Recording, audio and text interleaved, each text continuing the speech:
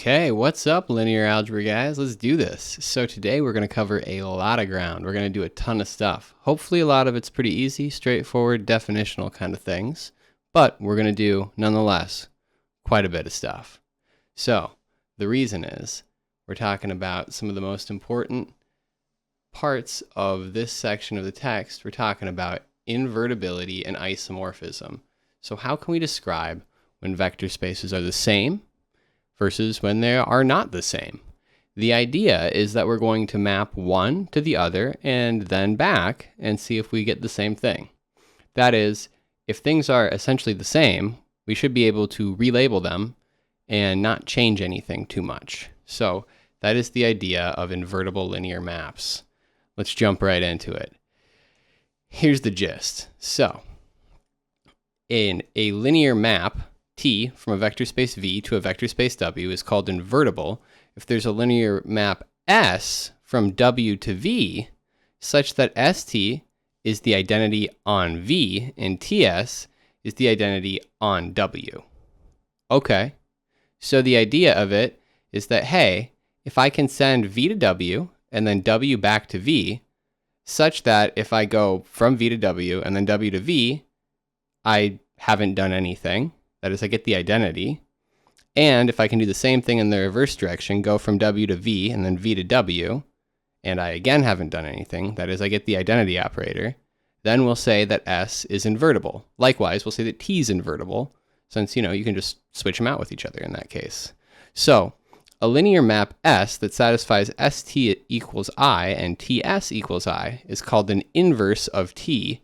And note here, when we're writing these I's, they are actually identity operators on different vector spaces. So I will not necessarily write, for example, I sub V and I sub W, but it is important to remember that these are not the same identity. They are, in fact, linear maps that live on entirely different spaces. Okay, all the same, on their spaces, they are the same map in the sense that they don't do anything to the things that live in their respective domains. Okay, cool. So inverses, are they unique? Well, I claim that an invertible linear map has a unique inverse. Let's do the proof. So, proof. It's not actually too bad. All right. Suppose T in LVW is invertible. Then there exists S in LVW such that TS equals ST, or sorry, I shouldn't say that. I should say TS equals I. And here, TS, notice, we go, I've made a number of mistakes here. Let's back it up really quick. I was writing too fast. This is a short proof, so I was going too quick. Here, LWV, I just spent some time talking about that and then immediately wrote things backwards. Sorry about that. So, reframe. So suppose that T, a linear map from V to W, is invertible. Then there exists some S, a linear map from W to V, such that TS, well, just look back up here, TS is going to be the identity on W, since I go from W to V, and then from V back to W, and ST is the identity on V. Like I said, I'm going to drop these subscripts of W's and V's, but for right now, I'll leave it there. Suppose I'll call it S prime in LWV satisfies TS prime is IW and S prime T is IV. Okay. Then we have the following. So our idea is that we're going to show that S is equal to S prime. That is, if we say we have one thing that does this, then if we have another one, we've really just got the same one. We just wrote it with a different symbol. Okay, so here's the idea. So we have that S is equal to, well, S times the identity, and in this case, this will be the identity on what? It'll be on W. Since if I want to put something into S, it has to live in W. Okay, but the identity on W now, notice, is equal to, well, the identity on W is TS prime. And now I'm going to use some associativity. All right, this is ST, S prime. But I know that ST is equal to the identity on V. And hey, S prime identity on V, that's just S prime. So S equals S prime, and inverses are unique. Nice. All right. Easy enough. It seems like these guys aren't too bad to deal with, and that will kind of be a big theme of this whole section, is that anything that's invertible is as nice to work with as you could possibly want, pretty much. So, one other thing to point out really quick, I want to make clear that so far none of this has relied on finite dimensionality, which is something that we've been assuming a lot in the last few sections. All of this does not rely on finite dimensionality. This is perfectly well defined in higher dimensional spaces, in infinite dimensional spaces. So, if a linear map is invertible, then we'll denote its inverse by t to the minus 1. That is, if you've got a t in LVW that's invertible, then t inverse, it's the unique element of LWV, such that t inverse t is the identity, and tt inverse is the identity on the respective spaces. So tt inverse would send v to w, and then w to v, so this would be identity on v, and this would be the identity on w. And like I said, we'll pretty much stop writing those subscripts now and just infer it from context.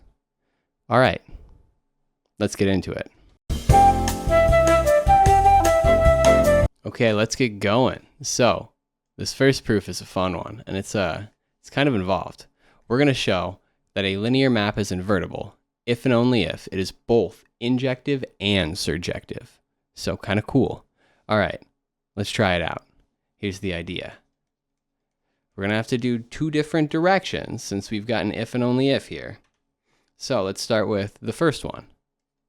First, assume T in LVW is invertible. Then observe that, here's the idea. Let's show that it's surjective first. This will be pretty straightforward. If W is in W, then T of T inverse W is equal to, well, that's the identity, times W, which is just W. So T is surjective. Okay, that is, I found an element such that if I can throw it into T, I get out whatever thing I want. If I want to get a W out, I throw T inverse W into T, and I get that out. So it hits everything that's in W. Okay. Now, let's show it's injective. So, for injectivity, suppose that U comma V in big V are such that TU equals TV. Then T inverse of TU equals T inverse of TV. But hey, what's T inverse of TU? It's U. And what's T inverse of TV? It's V. So T is injective. That is, if you have TU equals TV, then U equals V. Nice. That's the definition of injectivity. Okay, so if we have an invertible map, we get surjectivity and injectivity. I've stated it kind of quickly, but basically all you needed to show was that for every W in W, there was something you could plug into t to get that w out, and we did that. We found t inverse w.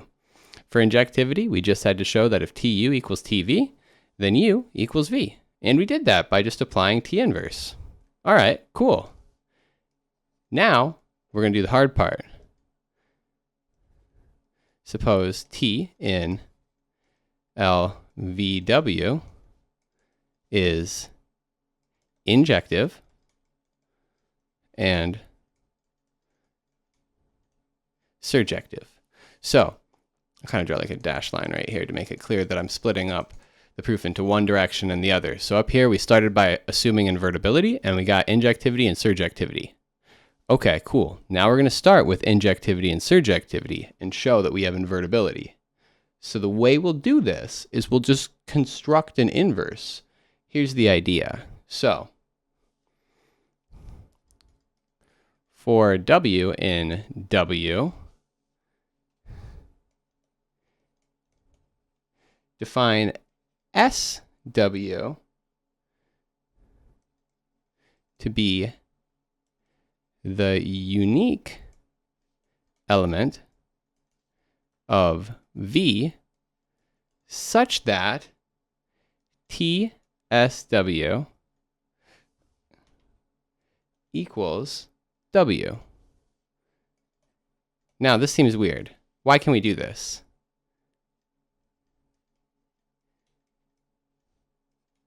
This can be done because, and I'll put it like this, because of two things. One, T is surjective,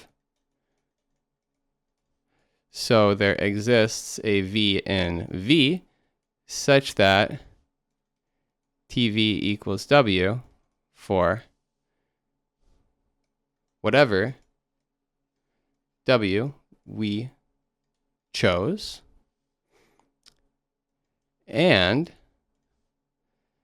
because T is injective. So here, I'll say and, since T is injective, if TV equals W and T, let's call it U equals W, then V equals U. So this choice is unique and S is well defined. So maybe I should make this super clear. I'm writing SW as if S is a linear map. At this point, we don't know that it's a linear map yet. It's just a function. So we've just got a function that sends a W to whatever this unique element of V is, such that T maps that thing to W. Okay, we explained why such an element exists. Now, we're going to show that we have the properties of an inverse. So, by construction,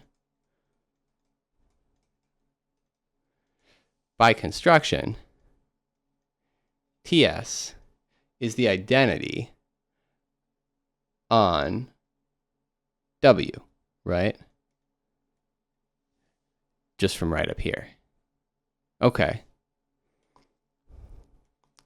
Now, observe that, here's the idea, if I apply T to STV, write it this way. Okay, well, I'm going to put this together, and I'm going to really parenthesize it out. So I'm applying ST to V, and then I'm applying T to that. Well, I can do a little bit of regrouping, and this is now TS applied to TV. But wait, TS is the identity on W, and TV lives in W, so this is just TV. Since T is injective, this is the important part, so I don't have yet, notice I have TS is the identity on W. What I want is that ST is the identity on V. For ST to be the identity on V, I need to show that you plug in anything to ST and you get back out that same thing you plugged in. What I have is that TSTV is equal to TV. Now, since T is injective, TSTV equals TV implies that STV is equal to V. So, ST, it's the identity on, not little v, on big V, on the vector space V. All right, so that's kind of a weird little trick right there, notice. We couldn't directly just go, hey, ST is the identity. What we did is we had to run it through T once, and then use the injectivity of T to show that those things inside of it had to be equal. That is, STV was equal to V. Nice. All right, so we have basically everything we need for S to be the inverse of T, except for one thing. All that remains is to show S is a linear map from W to V. That is, we've shown that ST is the identity and TS is the identity, but we have not yet shown that S is linear. It could be the case, potentially, without showing it at least, we don't know, that S could be something that is not linear. And that is a big important deal. So let's go through and do this. All right, now let's suppose that W1 and W2 are in W. Then TS of W1 plus S of W2, so T of that whole big sum right there. Well, by linearity, this is just TS W1 plus TS W2, which is just W1 plus W2. Okay, so thus SW1 plus SW2 is the unique element that T maps W1 plus, or maps to W1 plus W2. Writing too fast there. That is, the way we defined S from up here, SW is the unique element of V such that TSW is W. That is, SW is the thing that T maps to W. So here we've shown that SW1 plus SW2 is the thing that T maps to W1 plus W2. Okay. But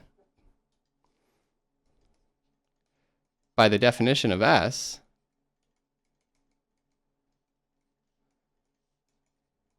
this says S W1 plus W2, which is the unique thing that T maps to W1 plus W2, is equal to SW1 plus SW2.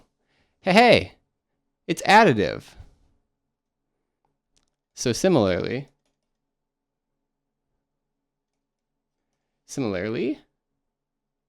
let lambda be a field element. Then T of lambda SW is equal to, via linearity, lambda TS of W, which is just lambda W, and S lambda W, well, that's the unique thing that T maps to lambda W. Well, we've just shown that lambda SW is equal to whatever that thing is.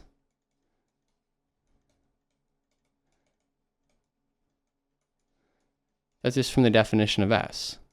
So, S is a linear map. Nice. All right. That is, T is invertible, and S is its inverse. Nice. All finished. Okay, so that was a little bit of a doozy of a proof. Took a little bit of a time to write out. The forward direction is definitely the easiest. If you start out with invertibility, it's easy to get injectivity and surjectivity. If you have injectivity and surjectivity, you have to do some kind of clever trick right here. So notice this S that we define, we say SW is the unique element such that TSW is W. I'm not really giving you a formula for what S is. I am just asserting that there is a way to map each W to such an element of V. We showed that it's from the injectivity and surjectivity of T, but without knowing more specifics about T, we can't actually get what this thing is. It just does exist, and we can define what it does. We just can't define how it does it without knowing more. Kind of a cool trick. All right, let's move on a little bit further. All right, so next up, let's re-encounter finite dimensionality. So everything we've done so far today didn't use finite dimensionality. Now, let's use it. Here's the idea. So, for finite dimensional vector spaces, things can be a little bit nicer. Here, we've got V and W both finite dimensional, and in particular, let's suppose they're the same dimension. Then, a linear map T from V to W is invertible if and only if T is injective, which is the case if and only if T is surjective. That is, invertibility, injectivity, and surjectivity are the same thing when you are looking at linear maps between spaces of the same dimension, as long as that dimension is finite. So here's the idea. So, by the fundamental theorem of linear maps, we have dim V equals dim null T plus dim range T. That is, the dimension of V, the domain of T, is equal to the dimension of T's null space plus the dimension of T's range. Now, if T is injective, null T is just the trivial subspace that has only the 0 vector, and this says that, I'll write it on the next line, this says that dim V equals dim range T, but dim V is equal to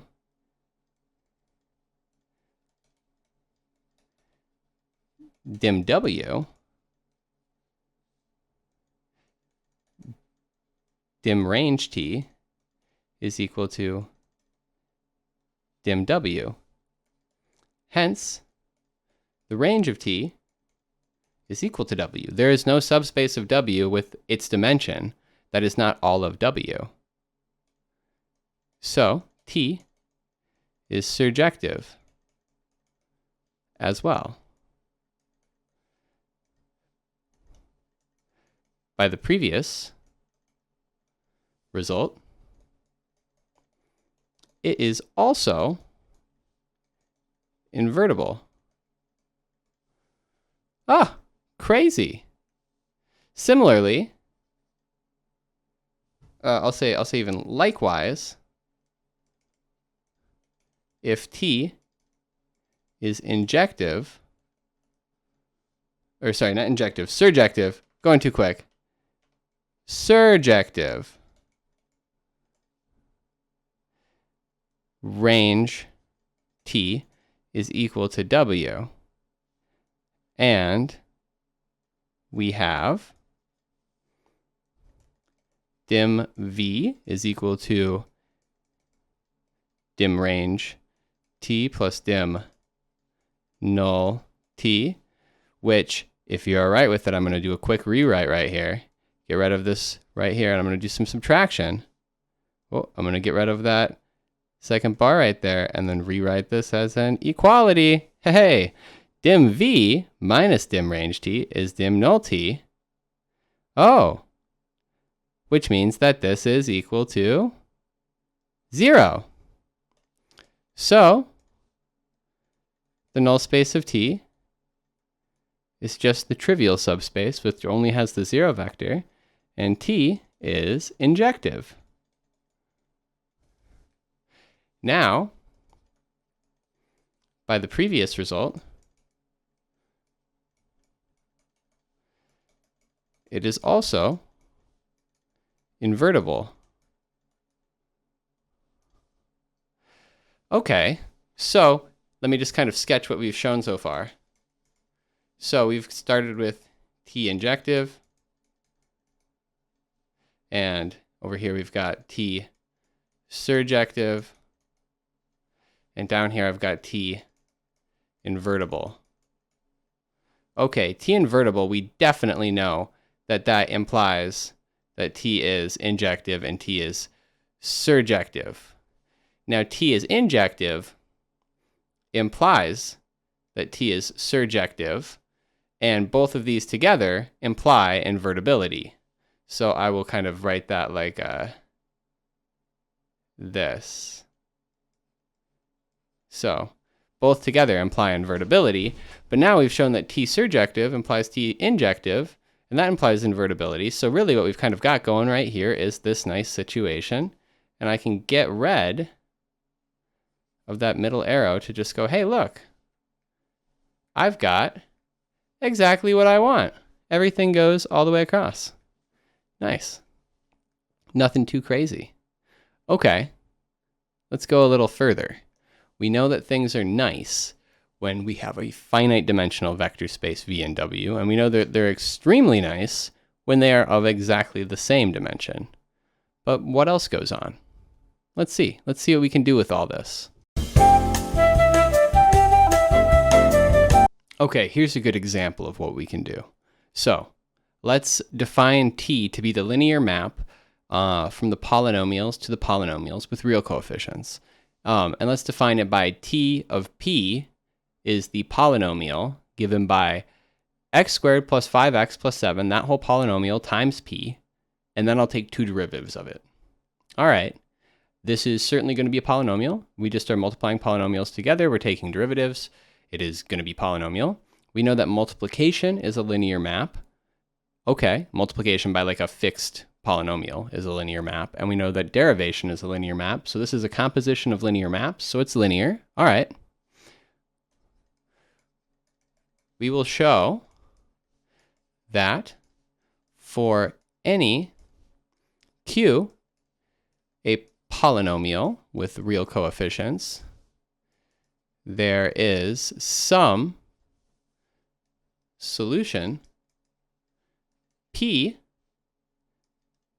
a polynomial with real coefficients, to the equation TP equals Q, i.e. it is some solution such that if you take whatever this polynomial P is, multiply it by x squared plus 5x plus 7, and then take two derivatives, you get out Q, where Q is any old polynomial you want. Okay, here's the idea. So let's let M be the degree of Q. Let T prime be a linear map from the polynomials of degree M to the polynomials of degree M. Notice that T takes a polynomial of some degree, multiplies it by a polynomial of degree 2, so it raises its degree by 2, unless P is the 0 polynomial. And then we take two derivatives, which reduces the degree by 2. So it does indeed map PM to PM for any fixed M. Okay, so let T prime be given by T prime P of x is equal to x squared plus 5x plus 7 times P of x double prime. Hey, look, it's just T, but defined on a different domain and with a different codomain. It agrees with T, but we're using the finite dimensionality of PM, while the infinite dimensionality of PR will cause some problems. So here's the gist. Here's the idea. What we want to do is we want to show that t prime is invertible. That's the whole idea. So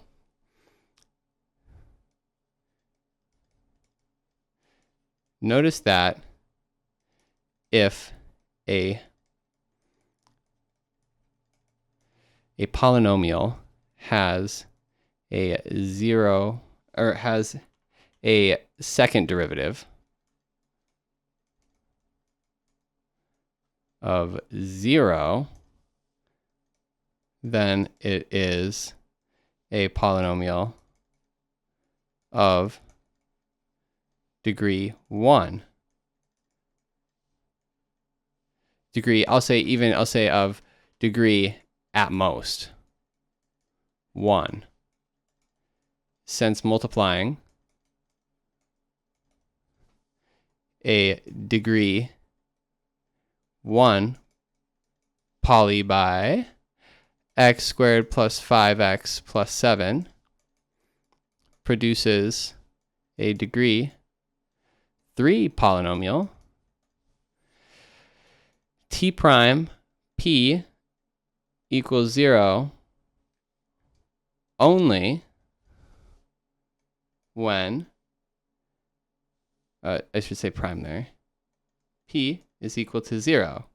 That is, when it's a degree 0, because if it was degree 1, well then, I would multiply it by this thing and I would get something that's degree 3, and so it wouldn't have a second derivative of 0. Oh, okay. So if it's degree 0, well, there's only one degree 0 polynomial where this could work. It'll be t prime of p is equal to 0 when p is 0. Okay. So t is injective.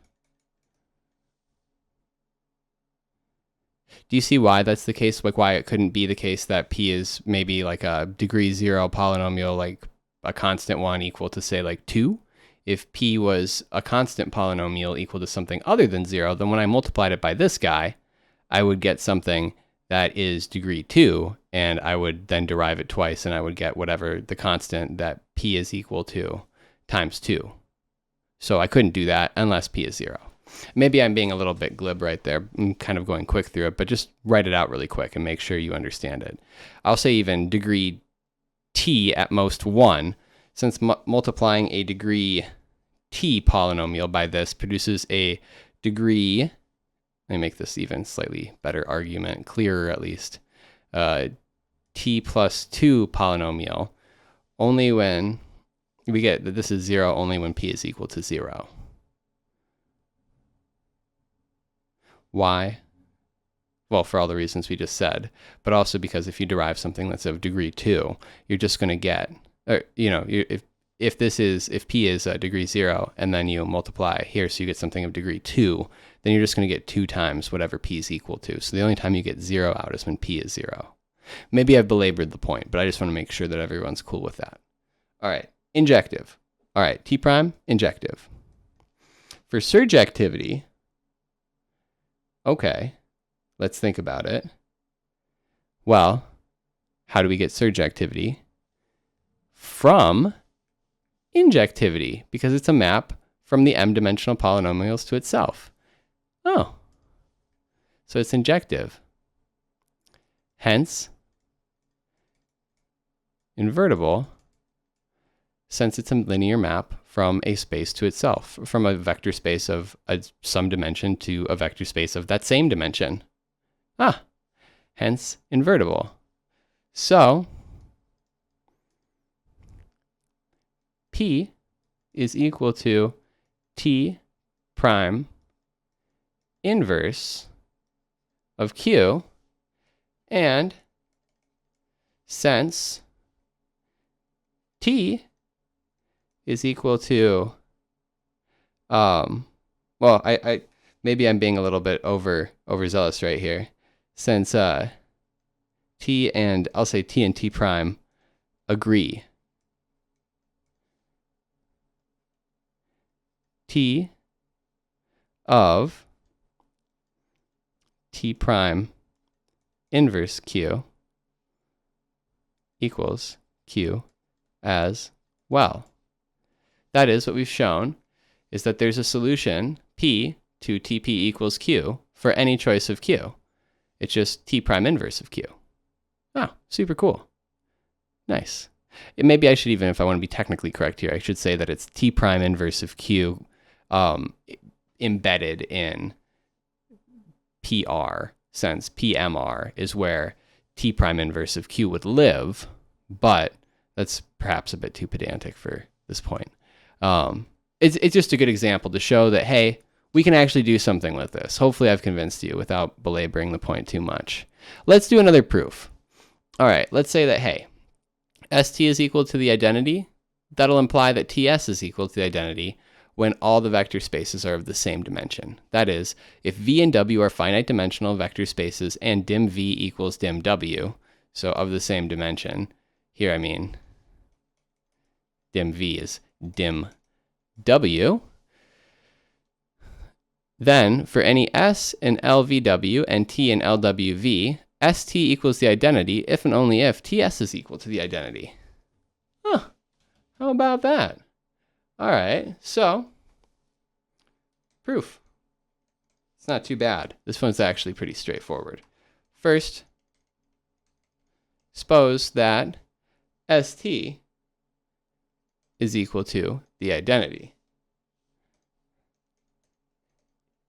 If V is in V and TV is equal to 0, then V is equal to, well, the identity times V, that's for sure. All right, but hey, that's equal to STV. But hey, this is equal to S of TV, which is equal to S of 0, which is equal to 0. Oh, so T is injective. That is, TV equals 0 has only one solution. Since this follows pretty much immediately from the fact that null T is just the 0 vector, that trivial subspace. All right, now we have injectivity, and since dim V is equal to dim W, T is invertible. Oh, okay. So ST, I'll do it like this. I'll go STT inverse. Well, that's just equal to the identity times T inverse. So this is just T inverse. All right, here, let me write this slightly more clearly. I'll write it like this. T inverse is the identity times T inverse, which is ST T inverse. And using associativity, this is S of T T inverse, which is SI, which is S. And S is equal to T inverse. All right. Now, this is really nice. Thus, TS equals T inverse, which is also the identity. Oh, okay. ST is equal to I if and only if TS is equal to I. So we showed that ST is equal to I implies that TS is equal to I. Now, all we have to do for the other direction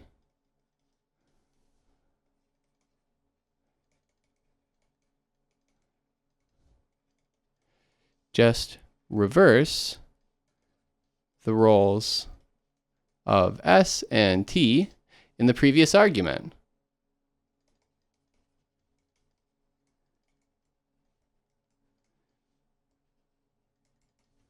And we're done. That is, just go back up here and just everywhere you see an S, turn it into a T. Everywhere you see a T, turn it into an S. Bada boom. It's the same argument. We've just switched them around. ST is equal to I implies that TS is equal to I. Well, switch the two around and we would get TS equals I if and only if ST is equal to I. Oh, okay. Same statement. So Same argument. Nice. All right. What can we do with this? What's going to happen? Let's find out. So, what does all this let us do? The answer is it lets us describe when vector spaces are the same, when they're just relabeled versions of each other. Here's the idea. Isomorphism in vector spaces just says that there is a pair of invertible linear maps. So two vector spaces are isomorphic if there is an isomorphism from one vector space onto the other one, and vice versa. So an invertible linear map. All right, notice as soon as you've got an invertible linear map from V to W, you immediately have an invertible linear map from W to V, just given by the inverse of the first linear map. Oh, kind of cool. Okay. So here's the gist of it. Two finite dimensional vector spaces over a field, they're isomorphic if and only if they have the same dimension. So maybe this justifies why in your first linear algebra class, you probably only looked at Fn for some n. Well, if you're studying finite dimensional vector spaces, in this sense, we are studying all of them to the extent that all finite dimensional vector spaces are isomorphic to Fn for some field and some n. Okay, it kind of makes some sense why we did everything with lists. It just adds an unnecessary degree of complexity because why only deal with lists when we could just deal with the thing itself? Why turn everything into a list of field elements when we could just not do that and study it without it? It's just extra work that we don't need to do. So this gives some perspective. Let's prove it really quick. Okay, first, suppose V and W are isomorphic. Then there exists T in LVW that is invertible. And hence, both injective and surjective.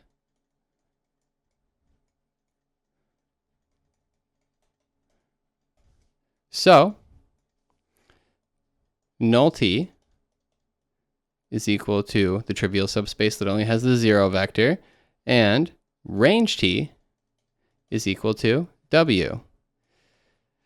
The fundamental theorem of linear maps then becomes the following. Dim V, well, that's equal to dim null T plus dim range T. Well, this is now just 0 plus dim W, which is just dim W. So dim V is equal to dim W. Hey, if you start out with two isomorphic vector spaces, they have the same dimension. Now let's do the other way. Suppose dim V is equal to dim W, and I should also probably specify that it's less than infinity, that they're both finite dimensional. Okay, let's let V1 through Vn be a basis for V, and let W1 through Wn be a basis for W, i.e.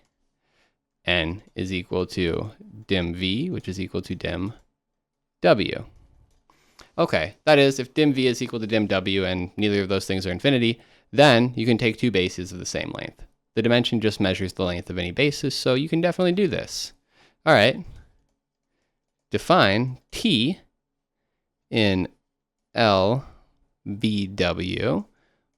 by T of V is equal to T of C1 V1 plus Cn Vn, which we'll write as Cn W1 plus dot dot dot all the way down to C1 W1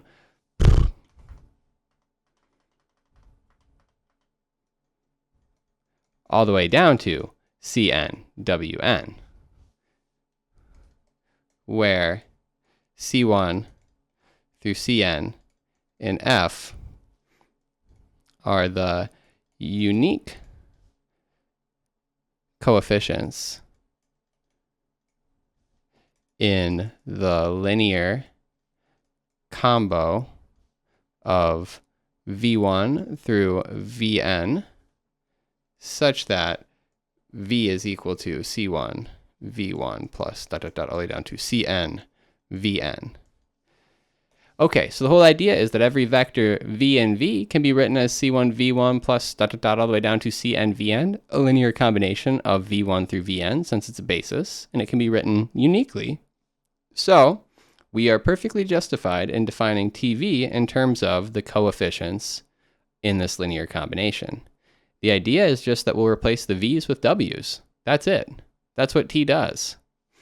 T is clearly linear, I claim, because you just, well, after all, it's taking a linear combination to a linear combination. That should hopefully key things in relatively clearly.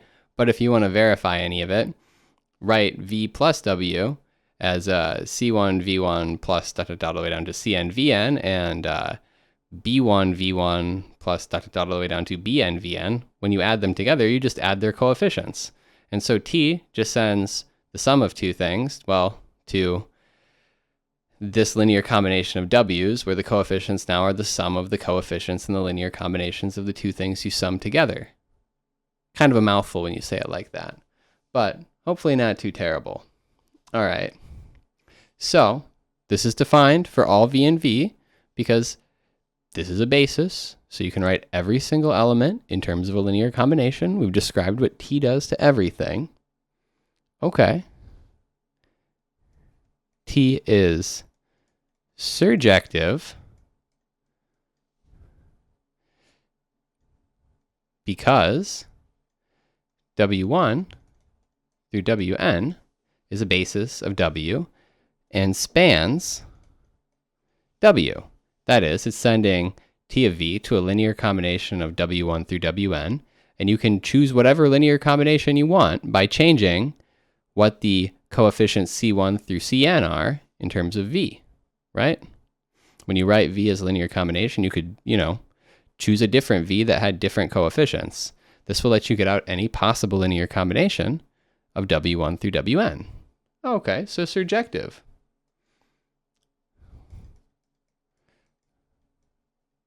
Furthermore, TV equals 0. Well, that's only the case if C1 W1 plus dot dot dot all the way down to Cn Wn is equal to 0, which by linear independence implies C1 is equal to all the way through Cn, and all of those guys are equal to 0, and thereby V, well, that's equal to 0 V1 plus dot dot dot all the way down to 0 Vn, which is then just equal to 0. Oh, okay. So T of V is equal to 0 if and only if V is equal to 0. So it's surjective. So T is surjective, or injective, sorry. We already showed it's surjective. So it's injective. Oh. Since T is both injective and surjective, it is an isomorphism, i.e. invertible. Is an invertible linear map. Cool. All right, how about that? So, kind of a long one again, but hey, we've got two finite dimensional vector spaces.